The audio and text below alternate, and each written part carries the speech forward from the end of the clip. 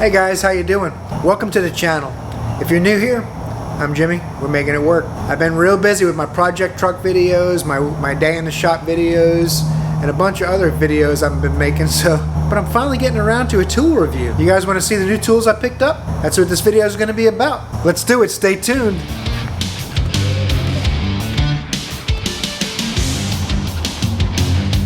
Alright guys, I got quite a few new tools to show you today. We got a new Mac guy. I've mentioned that in a couple of little videos, but this guy's actually pretty cool, and he's got a pretty good selection on his truck. It's very well stocked. But I got a few things from him, and I got something that wasn't from him. I'm going to show you both. First thing I want to show you, I got a pretty cool inner tie rod tool that Mac has now. Multi-purpose. It's called the TR899 multi-purpose tie rod tool. Let's take a look at this thing out of the package. The package is only stapled together, so it should open up without any special tools. This is a cam lock inner tie rod tool. So you guys that know about this kind of thing, you'll be able to put this around an inner tie rod, and when you turn this with your 1/2" extension and 1/2" ratchet or breaker bar, then it's going to grab the tie rod end, and of course it'll work from either direction. You'll be able to put it this way. You'll be able to turn it this way to turn the tie rod in this way, or you'll be able to work it on the other side from this way. So should be a pretty cool tool. I have the one that works like an exhaust clamp, and you clamp it around and it has teeth in it, but I find that thing is kind of cumbersome, and a lot of times those bolts and stuff will hit and they're sticking out quite a bit, and they don't let you get the travel you need to get an inner tie rod end out. So I'm looking forward to trying this tool out. It looks like a great idea.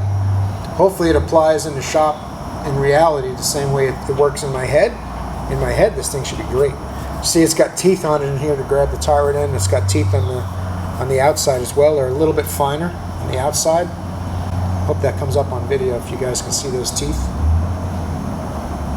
It's pretty heavy too. I want to say this thing's probably a good 2 pounds, 1.5 pounds or so.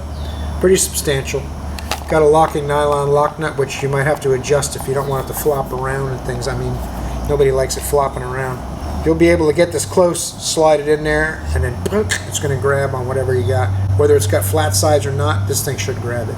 So, looking forward to using that tool. That's the first one. Let's go on to the next one, see what else we got.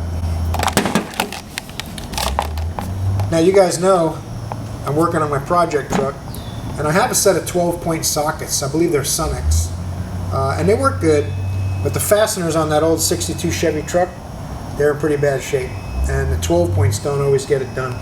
So I asked my Mac guy if he had any inexpensive options for SAE sockets.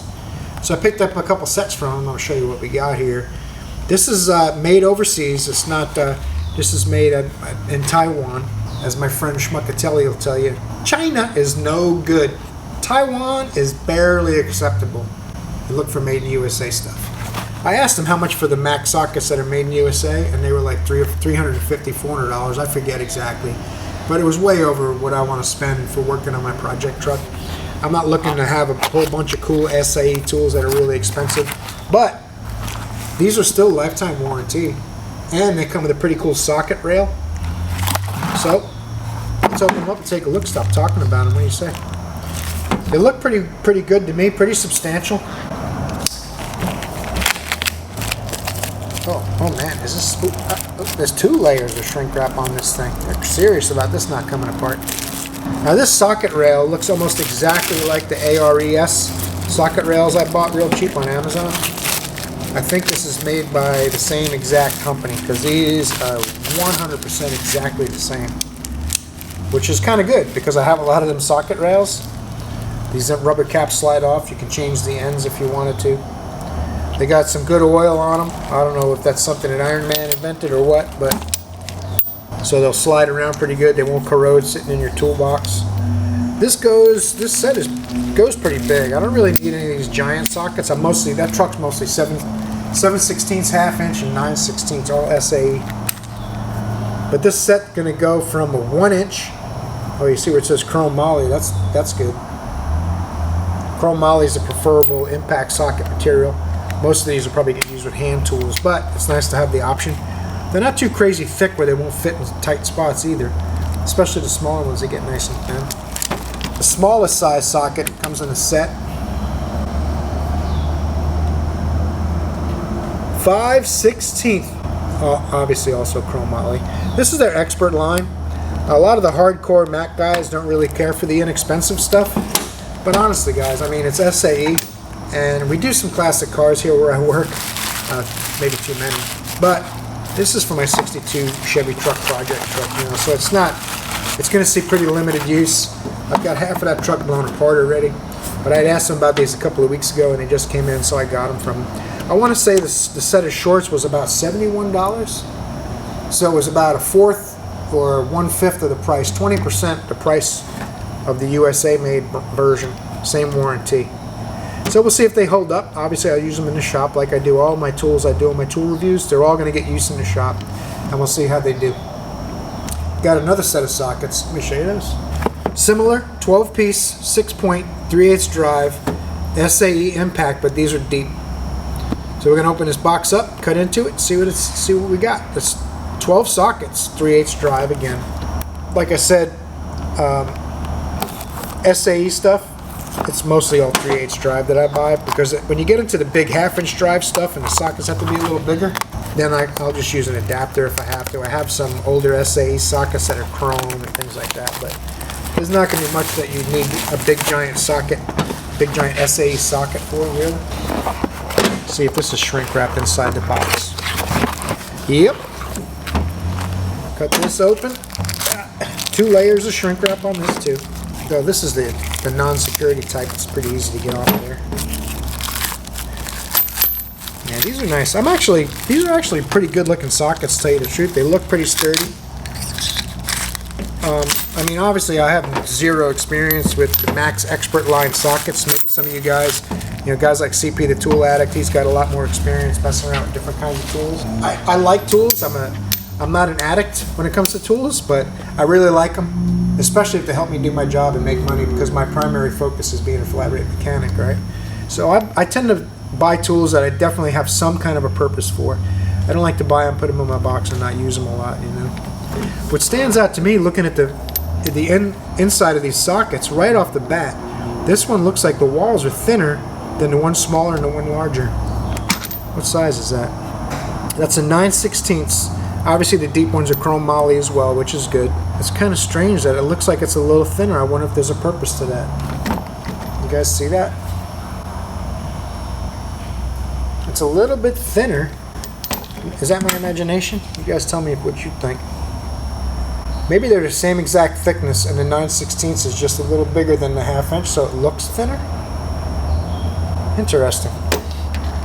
Well, we'll see how they go. I'm going to use these things in the shop. I'm going to work on my project truck with them, and you guys will see if they fail or whatever the case may be, if I have to get them warranted, which I don't think that's the case. I mean, the look and the feel, the profile and all that kind of stuff, I'm going to say these are probably on par with a Sun X or a Tecton or a Gray Pneumatic. Just my first impressions. The way they're stamped, it has the print and it also has a stamp, so when the print wears off you're still going to be able to spot the size if you need to look it up and you can't tell by eye. I tend to just grab a couple sockets close to what I think I might need and go from there. Show you what else I got. I got more. It doesn't end there. That's all from the Mac guy. But a couple weeks ago I tried to get one of these from Amazon, and it was $91 or $94, I want to say, and it went on sale. I saw someone had it $77 for a refurbished like new Milwaukee right angle drill, without the battery obviously, tool only. So I ordered it, and when I got it in the mail, it was a multi-tool, you know, one of the ones with the little, that you put the blade on the front, oscillates back and forth for doing housework and stuff. So I sent it back, got my money back, and I ordered this one, and I had to pay full price because the sale was over. So it cost me 20 bucks. Plus, when it says refurbished, a lot of times they're new tools that someone bought and returned and never used. That's been my experience. I don't know if you guys have a lot of experience with refurbished Milwaukee tools, but I bought a Milwaukee Sawzall that was refurbished, and it was like almost half price, and it's been fantastic. I bought it years ago. But anyway, this right angle drill, I've needed one a couple of times and not had one, had to do without and come up with another plan. So this tool here should be pretty handy. There's going to be times when I'm going to need it, even on the project truck. When I start working on the interior, I'm thinking there's going to be places I can't get into with this in a dash if I have to fix a rust hole or something. So we'll see what happens. That's why I picked it up. Let me grab a battery. I'll show you how this thing performs. Let's see here. Fully charged battery. Oh, I like that.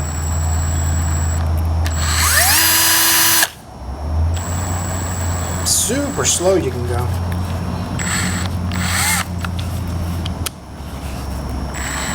That's the forward and reverse button right here. That's the slowest speed right there.